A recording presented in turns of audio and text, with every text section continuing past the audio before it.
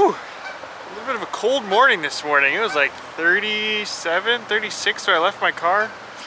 Wasn't expecting it to be this cold. And today I'm at a river that's pretty much had my number over the years. I've caught a few fish here, but for the most part, my success here has been very, very limited. And I think it's for maybe one reason. I don't think it's because there's not that many fish in this river. There's a hatchery along this river that releases fish, so there should be plenty of, especially hatchery fish in here. But I think it's because I've been a little bit too stubborn as far as fishing areas. I haven't explored very much of this river, so that's what I'm gonna try to do today. I'm gonna try to cover more water, maybe fish a spot for 30 or so minutes, try a few different tactics, and then if nothing happens, keep moving. The flow rate in this river just got bumped up a little bit in the last, just recently in the last, I don't know, couple of days, few days.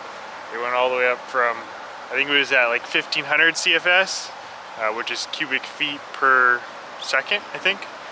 Basically just a metric to measure how much water's pumping down the river. But anyways, I think it went from 15 CFS all the way up to, or 1500 CFS, sorry, it's kind of early, all the way up to like either 3000 or maybe 3500 CFS today. So it's definitely pumping a little bit higher. I'm thinking that should get more fish moving through, hopefully some fresh fish. So I think this is backwards from the way I should be fishing this, but it's what I had tied on already, and I had so much fun catching fish on this little Cleo last time out, my last video.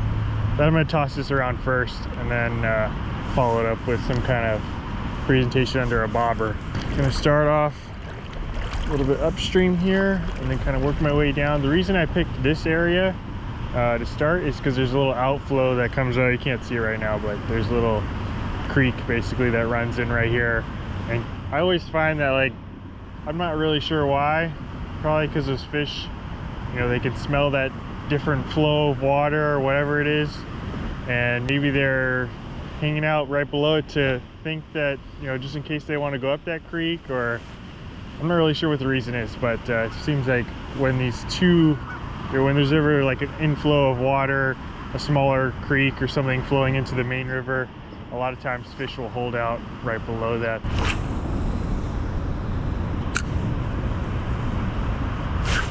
There we go, there's a fish. Little guy, little fish. Now that one hit like right when the lure hit the water. What is this? It could be a bass. Yeah, it's a bass. Oh no, it's a trout.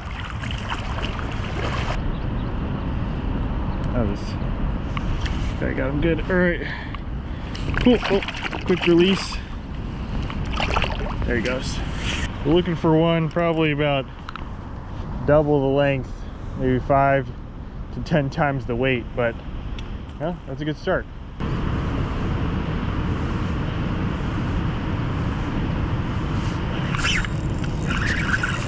that a fish?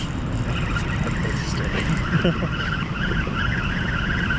There was some weight there, but there wasn't anything moving. Well, even though that I'm fishing kind of in the same spot here, I'm not like making a big move.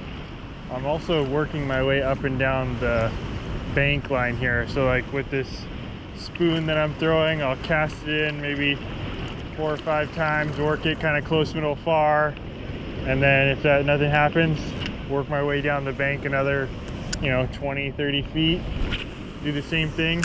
Especially with this spoon, I feel like it's a kind of a reactionary bite. So if the fish is there and it wants to hit it, it's going to hit it within the first couple casts. I don't need to, bang that fish on the head 10 to 15 times before it hits. It's either gonna hit or it's not. So, nice thing about this spoon is I can cover a lot more water a lot quicker. So I just worked that spoon through here, probably longer than I should, maybe 30, 45 minutes. But I did catch that one little trout on there, so I was motivated to use a little bit more. But anyways, we'll switch up to the bobber now. Got a little bead on here, we'll work this through here. Same thing, maybe 30 minutes or so. Work up here, down a little bit, and then if nothing happens, we'll move on. Same thing with the bobber. Starting off close, drift that kind of inside seam, and then work my way farther until I can't cast any farther. There's a fish. There's a fish. Feels like another small one. Little guy. Really little. There's fish in there. I don't know if there's any steelhead, but we're definitely getting the trout. All right.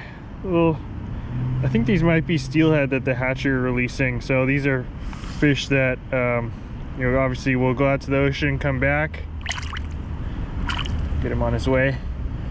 And when they come back, they'll be a lot bigger. I don't know what it is about the bobber, but just seeing that bobber go down, even if it's a little trout, gets the heart racing. Well, that wasn't the big one, but pulled the bobber down. Same one? Looks like the same fish. Another one. There's one. Oh, I missed it. There's definitely one right there. There we go. Another one. Gets the heart racing. No matter how big the fish is.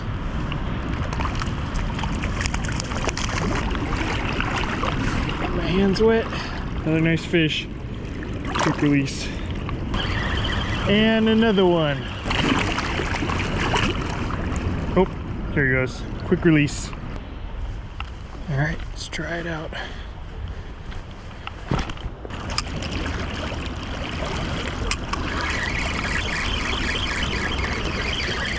Little guy. There's just all trout in this little hole, so I'll make a few more casts in here, but I think we're gonna have to make a little bit bigger move to try and find the big fish. Fun to catch them though. I hope to see you again in maybe a couple years. Go out to the ocean, say hello to all the saltwater fish, and come back. Super important to take care of these fish. I know they're small, but we won't have steelhead in the future if we don't take care of them when they're small. So just keep them in the water, keep your hands wet, quick release if you can. There it goes. Yeah, good looking fish though. Hope to catch them again in a couple years. Walked quite a ways here, fished quite a bit of water. Didn't find any steelhead, quite a bit of trout in the system. But it's now, I think, 2 o'clock, so I think I'm gonna take a quick break for lunch and then head to another area and try to see if I can find that steelhead. Man, a lot of fish. Wasn't expecting that, but unfortunately they've all been of the smaller variety, so looking for the bigger one next. All right, refilled the old stomach, got some energy, and then just took a stop by the hatchery. Always fun to go check out the fish that are coming up the ladder there. They have these little viewing windows at this particular hatchery to see the fish coming up. Man, some big fish in there, and a lot of them. So I think, like I was saying earlier this morning, the flows got bumped up in the last probably week or so. So I think that increase in flow got these fish moving up. And yeah, a lot of them are in that ladder waiting to go into the hatchery so they can spawn them and then eventually release the fry back into the river. But anyway, we got to get back to fishing. We only got maybe an hour and a half left of daylight, so limited amount of time to make things happen. And a little pro tip, if you're new to steelhead fishing or you're just looking for new areas, just check out where all the hatcheries are, because where there's hatcheries, they're going to be releasing fish, and then eventually those fish come back towards the hatchery, and a lot of times those are crowded areas. So personally, I kind of like to avoid those areas because usually they're a little more crowded, really pressured, but there's no avoiding that those fish end up coming back here at some point. So if you're struggling to find fish, that's a good place to start. And also important to check the regulations, because a lot of hatcheries do have some no fishing zones, certain distance away from where the fish come in, just to give those so that no one's fishing right, you know, at the outflow. Because actually I went by the outflow where the ladder flows into the river, and you could see a ton of fish just sitting right there waiting for that gate to open so more could come up the ladder.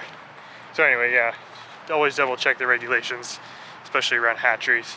But enough talking. Man, I want to catch one of those fish. Those are some big ones in there. I'd like to get one of those on the end of the line today. Gotta make it happen. About an hour and a half left, 90 minutes. Gotta focus. This is when dreams are made.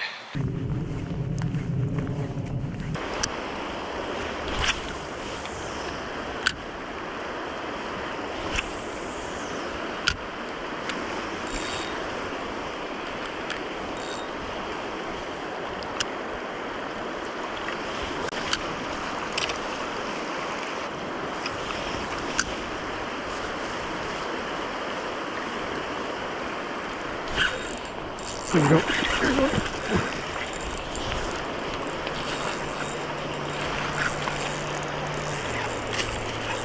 That's a good one. That's a steelhead.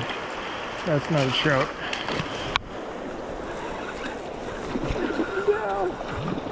That's a good one. I took the Cleo right in close, right at my feet. The sunset bite.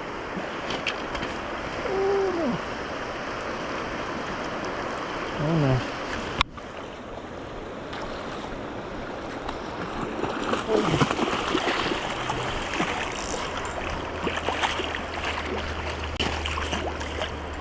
Oh, big old hen. Alright, there she is.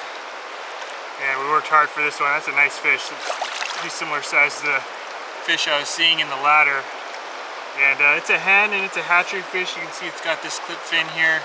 So we technically could keep this, but I can already tell it's starting to spawn. You can see it's got a beat up tail there. That's from fanning. It's red, which is where they lay their eggs. So I'm gonna let this one go. Don't want to stress out anymore. And hopefully those eggs will be future steelhead in this river. So, man, really nice fish. Slammed the Cleo right in close, right in the beak. And actually I made an adjustment to the Cleo from the last video and from this morning even. Just the beauty of a steelhead. All right, let's send her off.